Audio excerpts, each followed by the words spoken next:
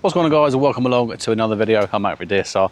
Now today we're going to be looking at the Lone Rider Motolights. Now if you are looking at buying these, then I have done a full installation video already, so that will be top right hand corner now or in the description box below, so you can go back, follow that process and see how to do it yourself. But today's video is just going to be a quick kind of on-road real use. Yeah, daytime right now, but we will be doing the obviously nighttime because that's where these lights are really going to come through. Lone Rider did send these to me, so thank you very much for them for sponsoring the channel. Let's look at the lights themselves. So if you want this exact setup, so this is going to be the lights, the moto can and the undernose bracket. This is going to set you back £900. Now if you've already got a Hex Easy Can system on the bike, you can save yourself like 220 quid because you won't need that. And then depends how you want to mount it. First one is obviously going to be the undernose option. Second one is going to be onto the crash bars, and then the third option is going to use the OEM brackets that your bike has. Me personally, I want to keep as many lights on the bike as I can, so I'm keeping the OEM ones.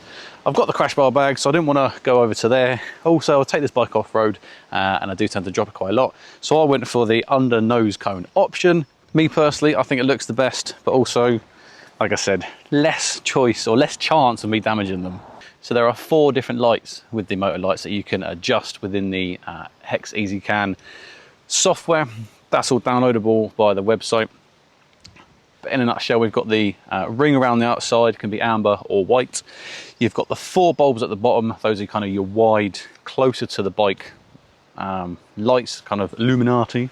And then you've got the 4 lights at the top, which is going to start throwing light out further. And then lastly, you've got the spotlight, which is the large one in the center. That's got a 2-degree angle, and that thing is designed to punch out light up to 700 meters away. Once you've actually connected your lights to the software, I say you can really kind of fill around and change each parameter of those lights, and also daytime and nighttime use. As I said, the ring around the outside, you can change between amber and white. You can change the intensity of each set of 4 lights up and bottom. For me personally, I've got obviously for daytime, just the 4 wide ones set to 2%, and then at night time, those 4 go to 10%. That's just kind of your normal running lights. When I indicate, I've got the wide lights set to they'll turn off, so it's just going to be the amber flashing lights, so it doesn't get swallowed up by the white light of the wide bulbs. Some of the key functions that these lights have is when I've got the hazards on, I can have them alternating, so the indicators will flash, the Motolights don't, and then when the indicators are stop flashing, the Motolights flash, so they kind of alternate between each other. Again, you can change it so they do it at the same time or alternate. You've got the passing light function, so if you flash that 3 times quickly, the Motolights will then flicker really quickly, kind of 2 or 3 times, and then go off, and then that will happen every single time you do the passing light quickly 3 times. But if you just do the passing light normal, it doesn't come on. The horn function, as soon as you press the horn, the lights will start flickering, and they flicker for the amount of time that you'll press on the horn as well. And lastly, for me, the main thing of these is nighttime. When you've got full beam, I've got everything set to come on and it's all at 100%. And I've got that center spotlight to speed blending. So if I've got a full beam on and I go over 21 miles an hour, the spotlight will activate. And then if I drop below 21, it will turn off. And you can change the speed from whatever you want. It could be 60 miles an hour, 70, whatever. Or you could just turn that function off and then have the spotlight come on as soon as you turn on the full beams.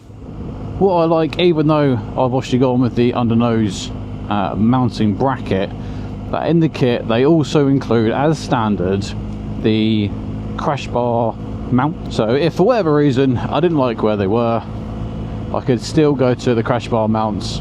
It's nice that they've included that as an extra, but as standard. I've obviously said we can change the outer ring from white to amber.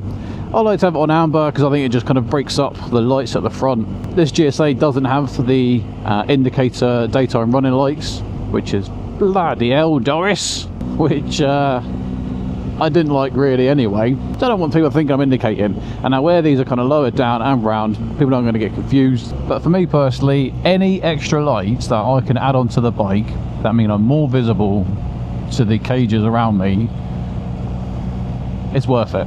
Whether that's daytime or nighttime, people don't really see us, and let's face it, if there's more lights, you've got more chance of being seen.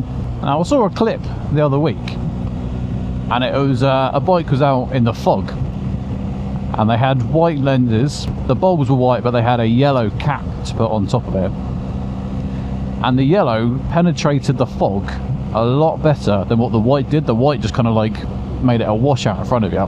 Now with these lights, you don't get any other covers, so you get like a solid black cover that says Lone Rider on it. But what's the point in having that on it if you're riding the bike? You want the lights to be on. And now these things obviously aren't cheap, so I kind of wish that Lone Rider would provide a lens cap, like a clear lens cover, lens cap, whatever you want to call it, and then maybe a yellow one as well if it's foggy, so I can keep it in one of the bags, going into some fog, put the cover on. Or what would be even better, obviously where I could change the outside ring from white to amber, is if I could change the lights themselves from white to yellow. I don't know how they do it, I don't know how you would do it whilst riding, but yeah, that would be cool. But even if it's just a clear lens cap to protect the lens, because obviously they're very exposed down there.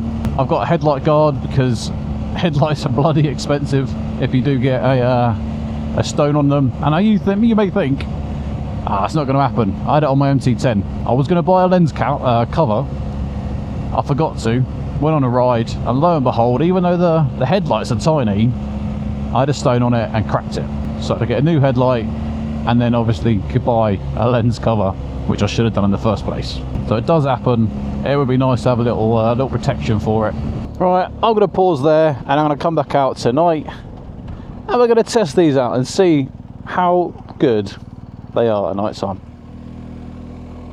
Well, it is now 10:30, and finally the sun has decided to set.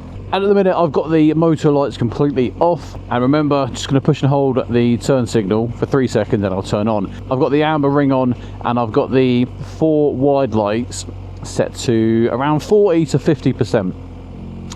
So this is just kind of what I would run normally, because I'm not here to blind other car users whilst I am riding around. Now the BMW headlights, without being on full beam, they're okay. You've got a nice kind of widespread, and it really does illuminate the field left and right of you.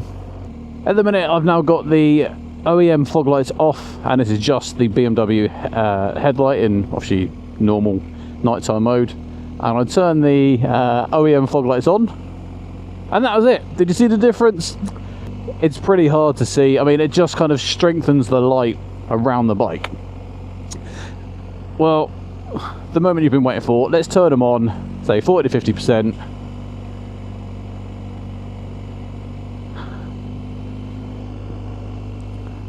And now that is them on. Now you may not be thinking that's a huge amount, and agreed, it's 40% of their strength. I don't want it 100% because I don't want to be blinding people whilst I'm riding around.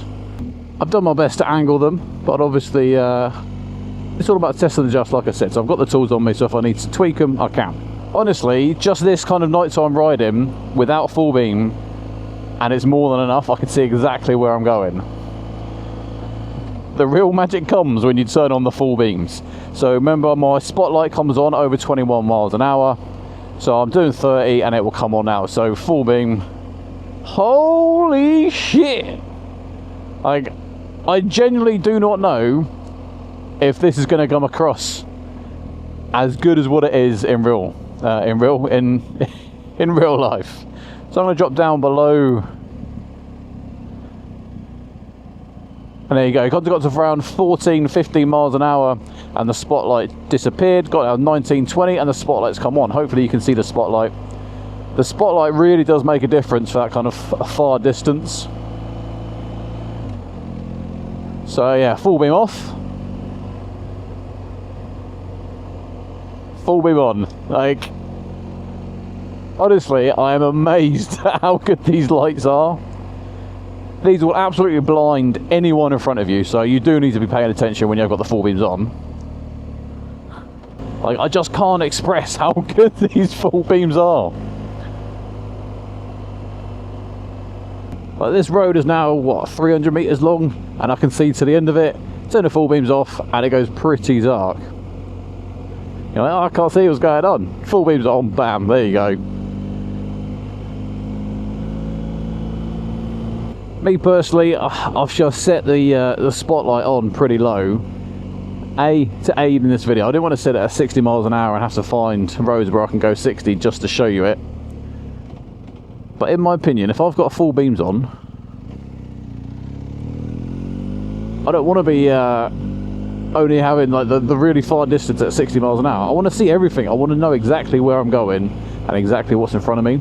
Hence why I've got full beam on. Like, I've got it on because there's no one in front, so I'm not going to be blinding them. So I don't care about the speed.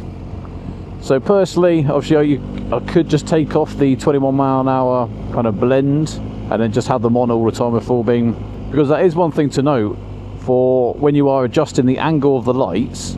If you've got it on speed blend, when you're stationary adjusting the lights, you obviously can't see the spotlight, so you are testing and adjust kind of on a bit of a whim, and then you can only see when you're going over that 21 miles an hour where the spotlights are hitting. So potentially the very first time when you are test and adjust, you're just going to leave them on all the time till you get them into the right position, and then yeah, then you can set the speed whatever you want.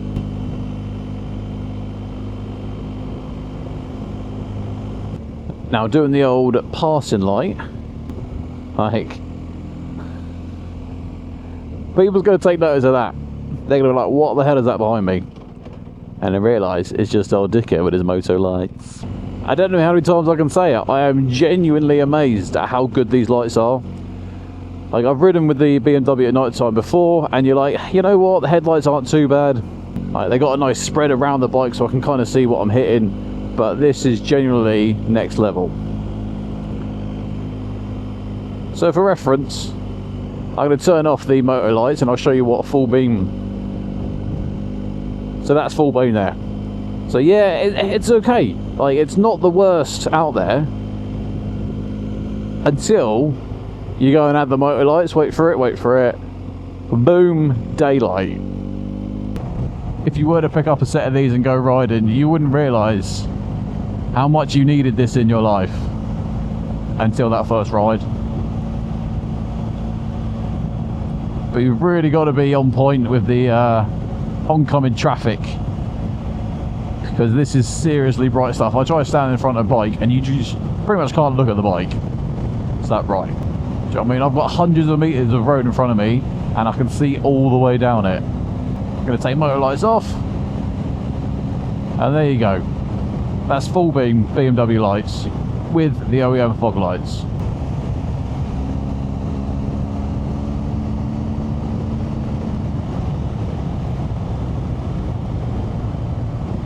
Not only obviously can I see everything around me and everything that's coming up, it just gives you more confidence at riding at night because you can see more. So far I've not had any cars flash me to say that my headlights are too high.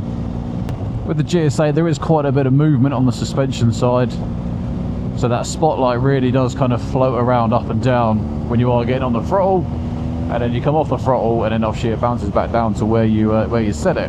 I just adjusted the wide beam strength. I've gone to about, I think it was 60 or 70%, and it really does just make a massive difference. Well guys, if you've enjoyed this video and you found it useful, give it a thumbs up. More importantly, subscribe to the channel. If you want to pick up yourself a set of these Motolights, there will be a link in the description box below.